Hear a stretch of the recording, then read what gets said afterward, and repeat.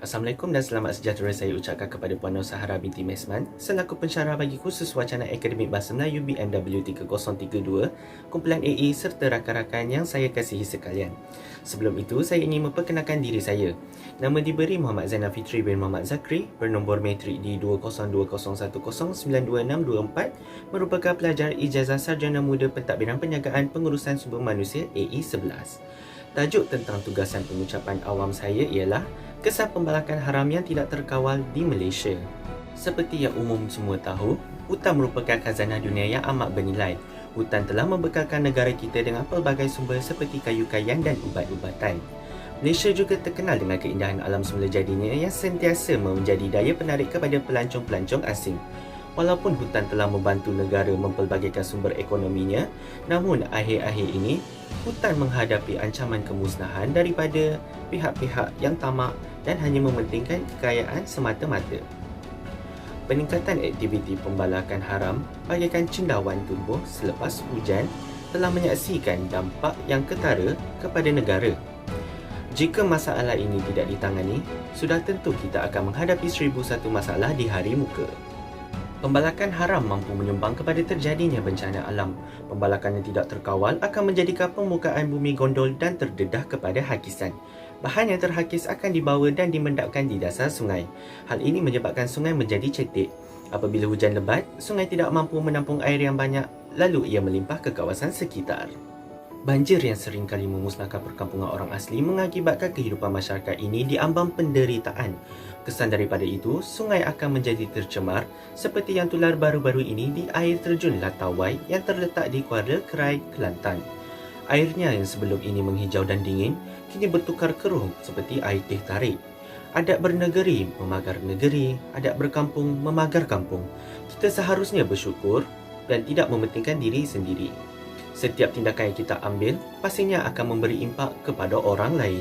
Selain itu, kemusnahan habitat flora dan fauna juga merupakan kesan aktiviti pembalakan haram. Umum mengetahui bahawa hutan merupakan tempat tinggal semula jadi bagi pelbagai jenis tumbuhan dan spesies haiwan liar. Kemusnahan hutan bermaksud musnahnya tempat tinggal hidupan-hidupan yang tinggal di dalamnya seperti yang tular baru-baru ini di kawasan yang berdekatan dengan Tasik Chini yang terletak hanya kira-kira 3 km sahaja. Untuk pengetahuan semua, Tasik Chini merupakan tasik kedua terbesar di Malaysia dan dijadikan kawasan tapak rizab biosfera UNESCO yang bergelut dengan masalah pencemaran akibat pembalakan yang tidak terkawal untuk menjalankan aktiviti penelumbungan sejak beberapa tahun lalu. Jika tiada tindakan yang diambil bagi mengawal kegiatan manusia yang tidak bermoral ini, nescaya perkara yang lebih teruk lagi akan berlaku. Contohnya, kepupusan sesuatu spesies hidupan. Justru, langkah proaktif perlu dilaksanakan bagi mengelakkan perkara yang lebih parah lagi daripada berlaku. Sesal dahulu pendapatan, sesal kemudian tidak berguna.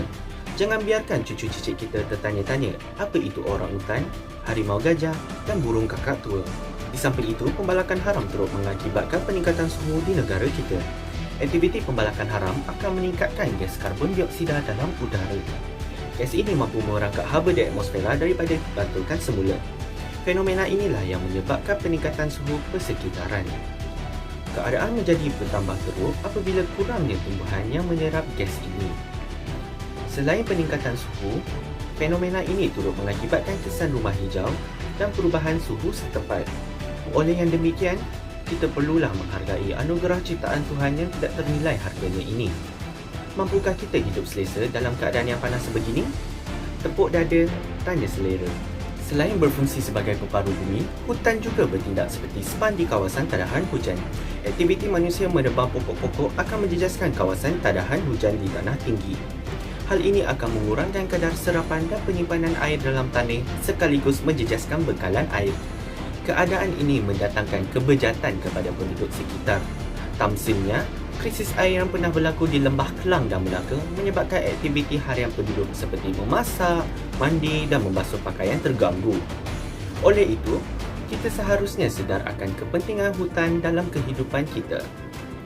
Sikap bagaikan enau dalam belugar melepaskan pucuk masing-masing hanya akan memberi kemudaratan kepada kita. Kesimpulannya, kita haruslah berkolaborasi bagi membendung kegiatan ini daripada terus meragut keindahan ciptaan ilahi. Pihak kerajaan haruslah mengambil tindakan yang tegas terhadap pesalah yang didapati menjalankan kegiatan pembalakan haram. Orang awam pula hendaklah melaporkan sebarang pergerakan kenderaan pengangkutan balak yang mencurigakan. Seperti contoh, Presiden Pertubuhan Pelindung Khazanah Alam Malaysia atau dikenali sebagai PEKA, iaitu Puan Sri Sharifah Sabrina binti Said Akil, menentang sekeras-kerasnya aktiviti tidak bermoral dan bertamadun ini. Tentangan dari pihak beliau adalah untuk menyedarkan orang ramai dan pihak kerajaan bahawa negara kita sudah penat dengan aktiviti pembalakan haram yang tidak terkawal dan seterusnya akan memusnahkan flora dan fauna pada generasi yang akan datang. Dengan adanya kerjasama bagikan AUD dan tebing, sudah pasti masalah ini dapat diatasi. Seperkara lagi, kita perlulah ingat bahawa kita tidak mewarisi bumi ini daripada nenek moyang kita, tetapi kita hanya meminjamnya daripada anak cucu kita. Sekian, terima kasih.